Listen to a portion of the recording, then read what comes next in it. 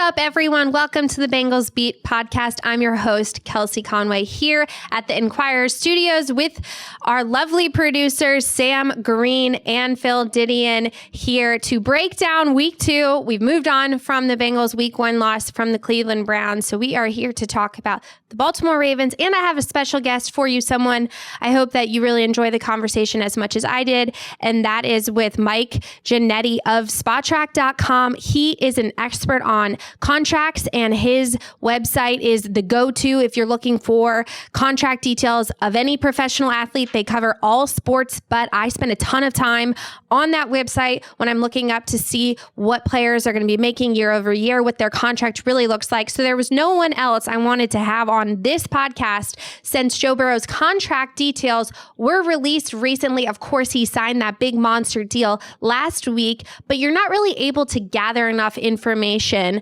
without the details. So the details were finally released, and Mike was kind enough to join me on today's episode to break it all down for you, and he provided some great insight. So I will get to that conversation in a little bit, but let's talk a little bit about this week's matchup. It is the Bengals home opener. Of course, a big crowd is expected. It's supposed to be great weather. The vibes are gonna be high, but we'll see how that turns out for the Bengals, because week 1 was not what you would expect from that Cincinnati Bengals team.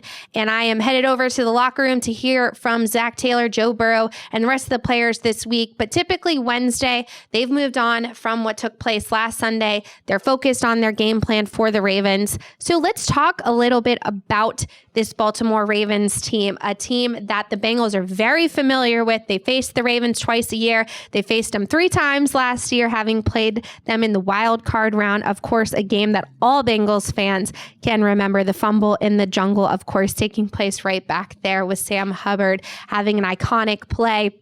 The Ravens gave the Bengals a handful in that game, but the Bengals were able to come out. But this is typically a matchup where they play great in one game, and then there's times where the Bengals are a really hard matchup for the Ravens and vice versa. And it's that Ravens defense that has provided some issues for the Bengals. I remember Joe Burrow was saying that their scheme and their defensive coordinator makes it really challenging, and they're different than the Browns. They're not going to be that vaunted pass rush, just ridiculous defensive front that you're going to have to worry about. They have great linebackers in the middle. Typically, they have a very good secondary. I know that they're dealing with some injuries there, so it might not be as strong as years past, but they're a very different team than the Cleveland team, but they're still a really solid unit. So we'll see what Zac Taylor has in store for them, but just a couple of quick highlights on this specific matchup. Let's start with the Ravens injuries. They won against the Houston Texans in week 1, but unfortunately they had some injuries on their side. One significant one was to running back J.K. Dobbins. He tore his Achilles and he's going to be out for the season. So no J.K. Dobbins for the Ravens, which is probably a good thing because he created some problems for the Bengals last time they faced him. So they will not be having Dobbins, who's an Ohio State product. So any Ohio State fans listening, of course, know all about what J.K. Dobbins can do. Also, a couple of injuries for them are Ronnie Stanley, a left tackle there that they view as a really good player, but he's just had terrible injury luck. He suffered an injury, and it sounds like he's going to be week to week, and it doesn't sound likely that he's going to play. And also, their center, Tyler Linderbaum, is also dealing with an injury. He has an ankle injury, and it's not expected that he plays as well, which could be good news for the Bengals defensive front because they could really try and get after Lamar Jackson with Trey Hendrickson, Sam Hubbard, and DJ Reader and co. We will get an update from Zac Taylor today as far as if Joseph Osai could potentially make his return to the field this weekend, but we won't know until later on this week. Osai did not practice last week and is dealing with a high ankle sprain. When I had a chance to talk to him a couple weeks back, he said the doctors told him it's potentially a 4-week injury, but they're going to check in with him after 2 weeks. So that would be about this week. So he didn't know at the time, really when he was going to be back. But Zac Taylor said he's day to day and is making great progress. So we will see. But sounds like the Bengals defense could potentially get after the Ravens offensive line and Lamar Jackson. Lamar Jackson, a couple of quick notes here. Bengals fans are familiar with all that he can do in the run game and in the pass game. But this year's a little bit different for Jackson because he's playing under a new offensive coordinator, and that is Todd Monken. Todd Monken came to the Ravens after being the offensive coordinator for the University of Georgia Bulldogs for the last couple of years, done a great job down there. He was in Cleveland before, so familiar with the NFL style, but people are expecting the Ravens to really be airing it out more under Monken, and the first week is indicative of it. Jackson was okay. He didn't look great, to be honest, but they were highlighted by the play of rookie wide receiver Zay Flowers. For the last couple of years, it seems like the Ravens have not really been able to figure out that wide receiver position. Mark Andrews has been the receiving option, the guy. And this year, Andrews didn't play last week. It's important to note that it's going to be Zay Flowers. He had 78 receiving yards on 9 receptions and 10 targets. The next closest target share to him was Odell Beckham, who is, of course, now on the Ravens as well. So look for Rashad Bateman, Odell Beckham, Zay Flowers, and Mark Andrews if he plays this week to be Lamar's big options passing the ball. So we will see what that Ravens offense looks like. You're not really able to tell right now what the Bengals can expect because it's just a smaller sample size of what that Monken offense looks like with Jackson at the helm. But other than that, I expect this to be a tough AFC North battle, and the Bengals will be looking to get their first win of this season.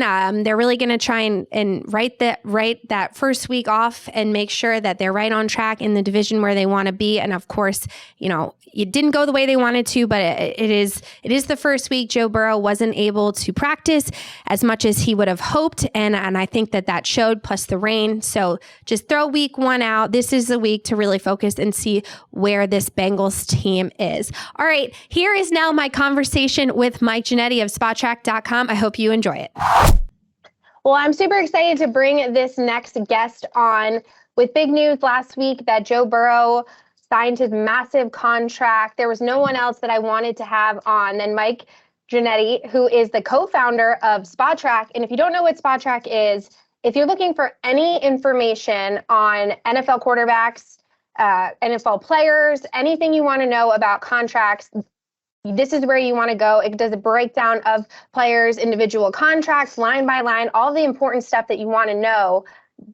Mike, before I break down a little bit of what we're going to talk about, is it just NFL or do you guys do other sports too? No, we've been adding sports every single year now for a whole bunch of years. It's everything from the major 4 sports in America to English soccer to F1 racing to a bunch of the women's sports now we started to add. So we're trying to make it the one-stop shop for all the sports financials in the world here. Well, awesome. And I guess I probably only think of it in the lens because my world is just NFL all the time. So that's where I'm only visiting. But yeah, if you're curious about like he just said, any other sports contracts, this is where you want to go. It's super reliable. Everything you want to know about these contracts, that's where you want to go. So I wanted to bring you on and get your thoughts on Joe Burrow's contract details. He signed his deal last Saturday before leaving to go play the Cleveland Browns. And you can make a lot of opinions about the contract, the initial numbers, but really where you're able to gain the most information is a couple days later when the details are released. And that's what just happened a couple of days ago. And you wrote a story basically summarizing what you need to know about the contract. So why don't you kick things off with me and just give me a little bit of your overview of what stood out to you about this contract? Yeah, that's a great way to reference it, by the way. There's a lot of funny money built into NFL contracts. It's not like a baseball deal where you can kind of, what you see is what you get. However, with that said, these quarterback contracts are getting closer and closer to that, right? The $275 million reported for Joe Burrow, it's real. He's going to make upwards of $220 million of that really without doing too much. So we're getting closer to that, real deal, nearly fully guaranteed contracts. My initial thought was this the kind of deal Joe Burrow was looking to sign with this franchise? Because it's not something the Cincinnati Bengals have done historically ever in any regard with any position. So the back and forth of would he take a Tom Brady approach and sort of limp into this thing was certainly answered immediately with the structure of this contract, with the guaranteed process in this contract. And the piece that I put together really starts to tell that story of, he's going to make 115, 120 million of this thing, whether he plays football for the next 3 years or not. That's how strong this is, initially speaking. And like I said, over the next 5 years, there's about 220 million built into this. So it's as strong as a quarterback contract can get, Deshaun Watson notwithstanding. I like to make sure that gets said, but put aside. And outside of that, it's the strongest guaranteed contract in the history of the NFL.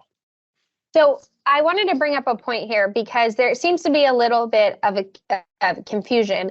When news broke, it was said that he's the highest paid player in NFL history. But actually, if you're looking at total value of the contracts, Mahomes' deal is more, but Burrow is the highest paid per year. Is that correct? Yeah, so most of the media lives and dies by the average salary, right? Which is, in Joe Burrow's case, $55 million a year. It's far and above the highest average salary we have. It's a really hard metric to use in the NFL because of what I've been saying.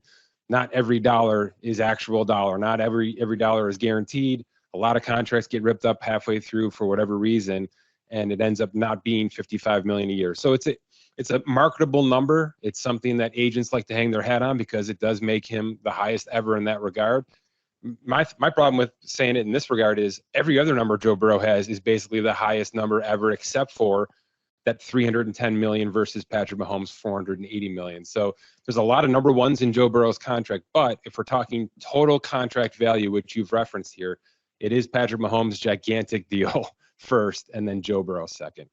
So when you got the details of it, other than how you pointed out that this contract is so rock solid for the next 5 years in the guaranteed money, what else stood out to you that you thought was unique about this contract? And then I have a follow-up about what do you feel like, based off what you've seen, was the most important thing Burrow's representation wanted out of this contract? Oh, good question. Okay, so with the first one, again, I'll go back to Cincinnati as a franchise. They haven't been cheap, right? They have handed out nice cashed contracts, right? Andy Dalton got a $96 million contract forever ago. That's a nice, chunk of change for a quarterback back in 2014. So I'm not saying they're frugal. Where they've been a little bit behind the eight ball is guaranteed money, because, and this is a big deal in the NFL and it still exists, years and years later, any guaranteed money at signing has to get put into an escrow account. So there's $100 million plus that the Cincinnati Bengals ownership now has to pump into an NFL bank account and put away so that Joe Burrow gets it no matter what.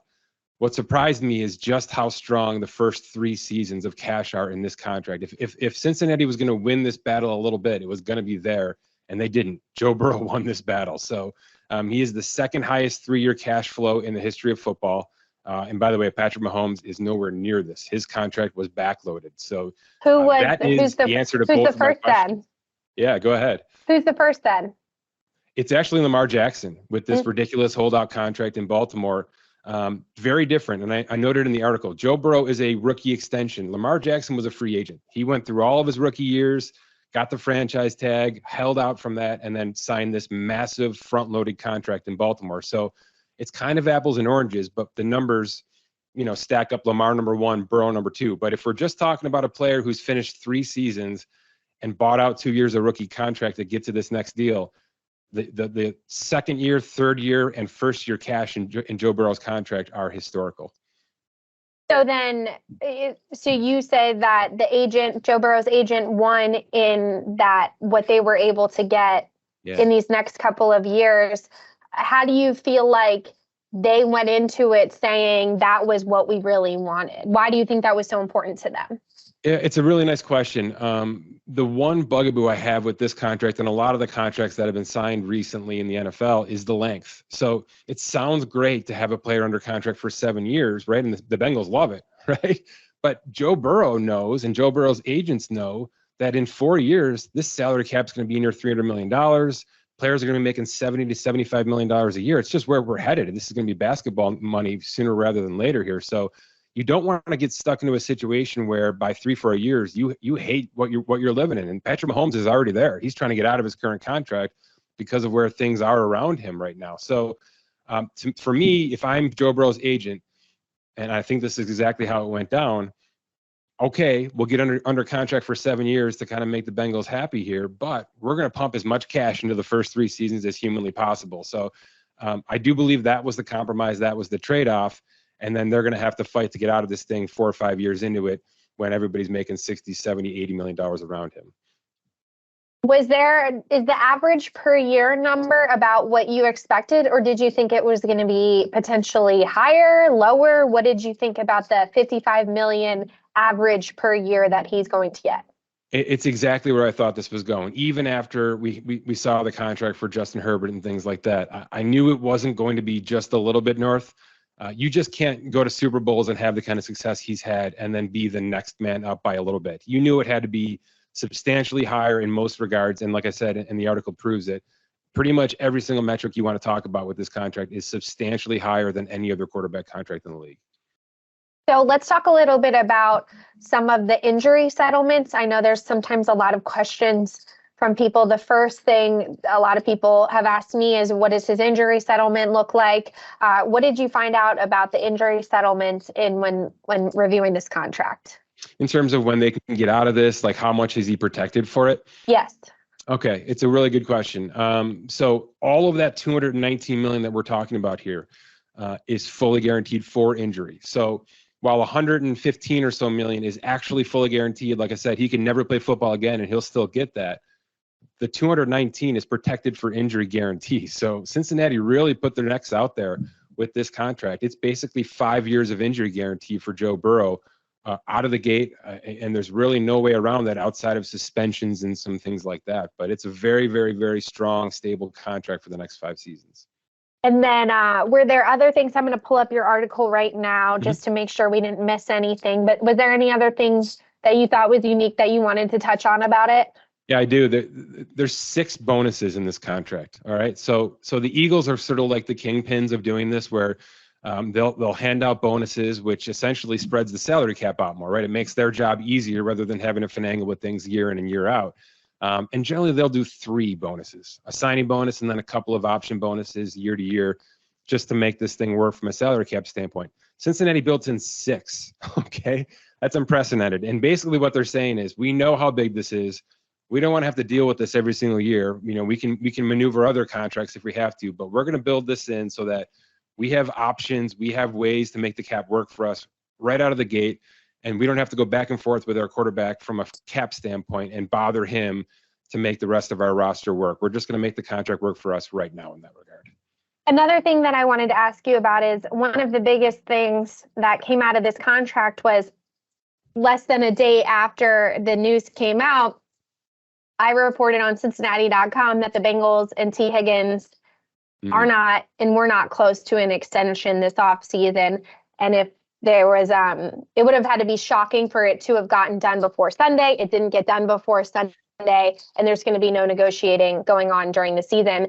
And a lot of questions I got were, I thought that Joe Burrow had said he was going to be cognizant of the other players that needed to get paid. Based off what you know about the salary cap, this contract, what the Bengals could potentially have to pay with Jamar Chase coming up next offseason, eligible for an extension. What did you make of that? Because I feel like there could be some stuff that gets cleared up here, because just because Burrow said that, he could have went to the Bengals and his representation and said, how do we make this work? We don't know. We're not privy to those conversations, but what did you think about the contract from that standpoint? So if you'll note, and I know you read my article, at the very bottom of the article, I basically say, you know, Cincinnati's, their work's not done. And I outlined Jamar Chase as the next man up. I believe that's where their head is. I believe that they have moved on from T. Higgins from a contractual standpoint. Look, this guy can play his way into a lot of situations, but for all intents and purposes, he's a number 1 wide receiver. He knows it. He wants to be paid like it. There's not a world where Cincinnati can do that right now. You know, Tampa Bay did that with 2 of their wide receivers. It's very rare for teams to operate with 2 $20, $25 million wide receivers right now, especially if their quarterback is paid. And that's certainly what's happening here in Cincinnati. So the mindset has to be Jamar Chase. You know, he's done so much now in his first 2 seasons and will again this year to prove that he needs his extension after year 3. So Joe Burrow's contract is set up fine to handle Jamar Chase's contract next offseason. Like I said, the 6 bonuses keep salary cap numbers fairly tenable for Cincinnati.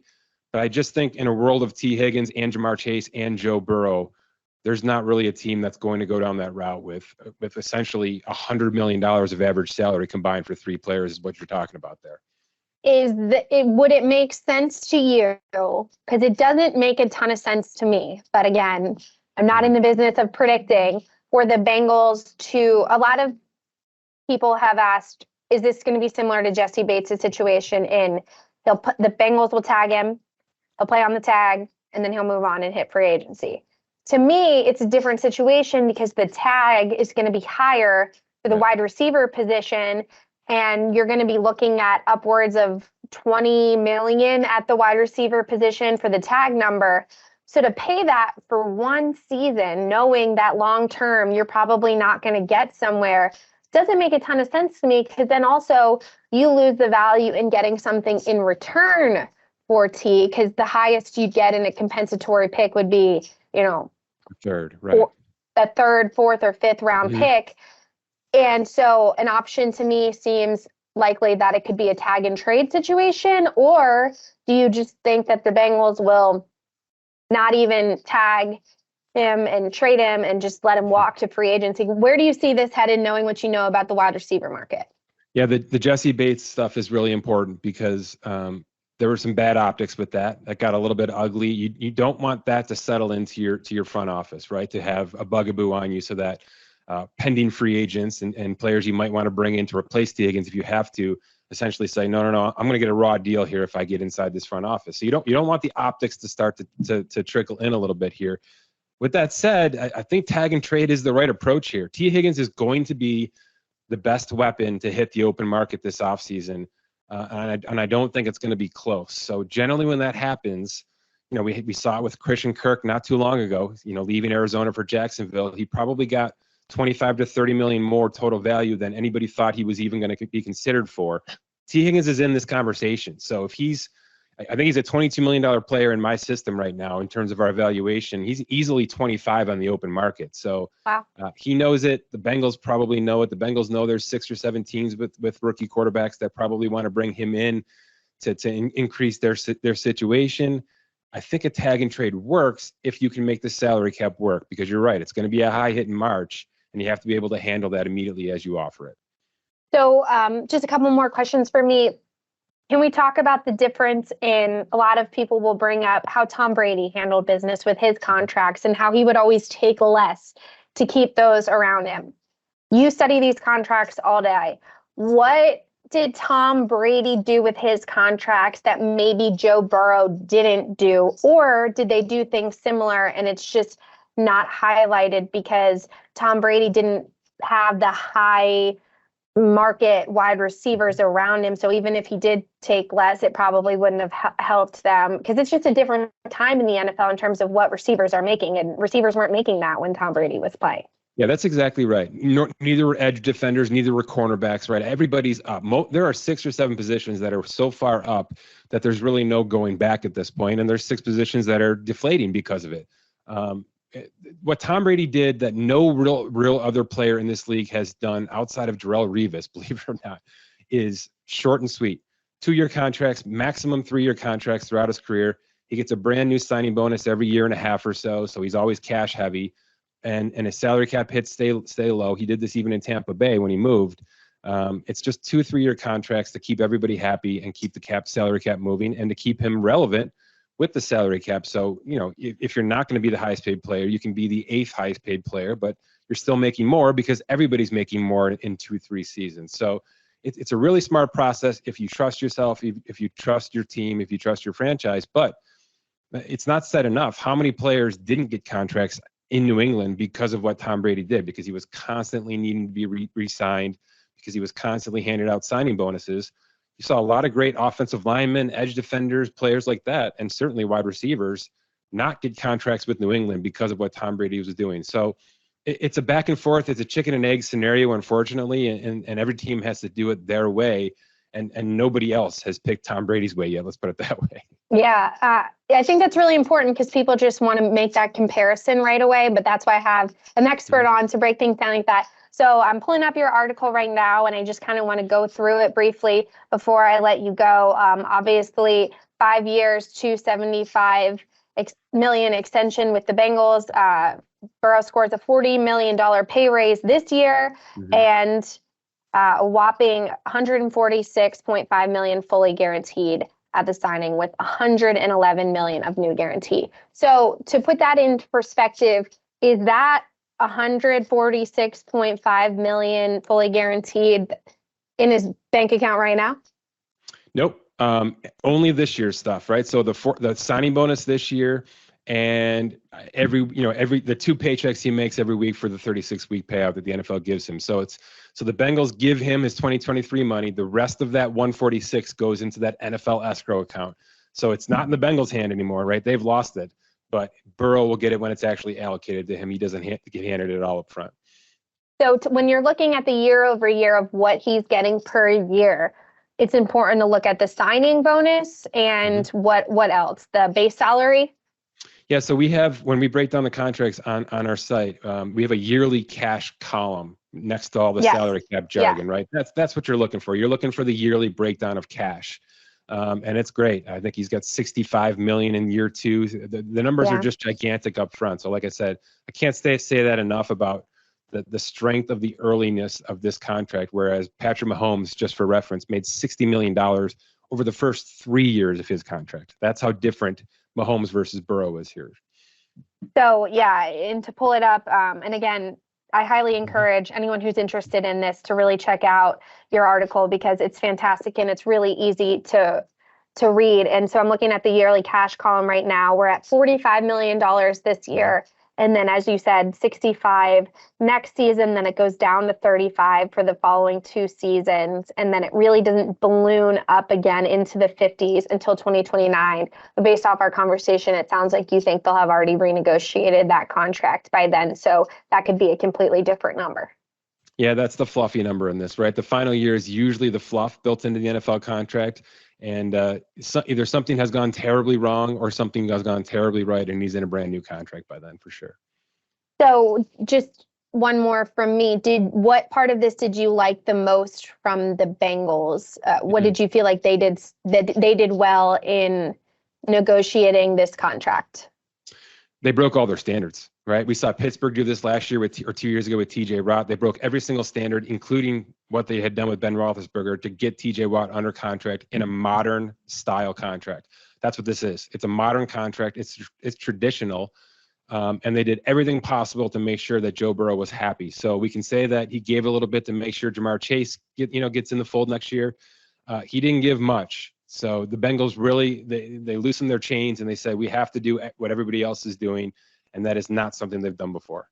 Well, I'm glad you pointed that out because I feel like, the Bengals have been scrutinized for, as you mentioned at the top of this, sometimes how they handle contracts. But this one, they know the importance of Joe Burrow and what he's done, not just for the team, but for the city of Cincinnati from a revenue standpoint. I mean, when I got here 2 years ago, season tickets are pretty easy to get, and now they're on a waiting list and every game is sold out. So they're making, a lot more money on game days and just around the city. So it sounds like the Bengals knew from the start. And Katie Blackburn at owners meetings, told me, she said, it's going to be whatever Joe wants. So I don't think that there was ever a point that this was, I wasn't inside the negotiations, of course. So this is just me saying, but it didn't sound like this ever got to the point where 2 sides really couldn't agree. I think it seemed like it was a pretty fair negotiation. Yeah, he had all the leverage. He's done so much already for that city, for that franchise, outside of winning the whole thing. So there was really a slam dunk for what he wanted. And it's really just like you mentioned, what are the agents pushing for most here? And I think everybody won in this one.